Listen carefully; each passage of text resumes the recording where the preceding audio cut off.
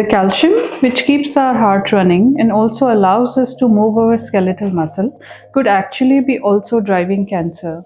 So, what we have tried to do in this article is to collate all the evidences, which allows us to also find potential targets which we could modulate so as to find if we can modulate calcium to overcome cancer.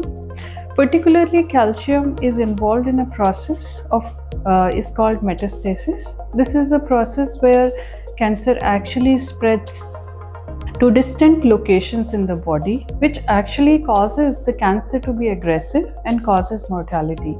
So in this article, we not only talk about calcium, but we also talk about a very remarkable zebrafish animal model, which is a great alternative to rodent models. So we have established this model in our lab, and we are also trying to study this process of metastasis using zebrafish, and of course calcium channels are our targets.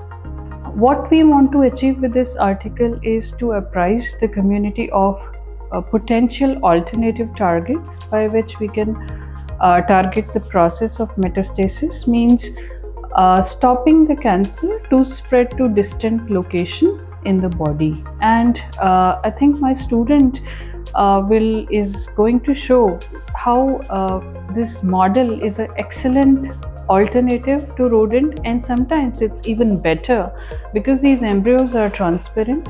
They will allow us to track the cancer cells in vivo inside the body setting, and we can actually follow how the cancer cells move. So I have established a zebrafish xenograft model using breast cancer cell lines. So in this model, I inject cancer cells that are fluorescently labeled inside the zebrafish embryos. So since the zebrafish embryos are transparent and cancer cells are fluorescently labeled, we can actually monitor the growth of the tumor or the cancer inside the zebrafish in a time-dependent manner. So the transparency of the zebrafish gives us advantages to do real-time imaging and assess the growth and migration of cancers, which is very difficult with other cancer models.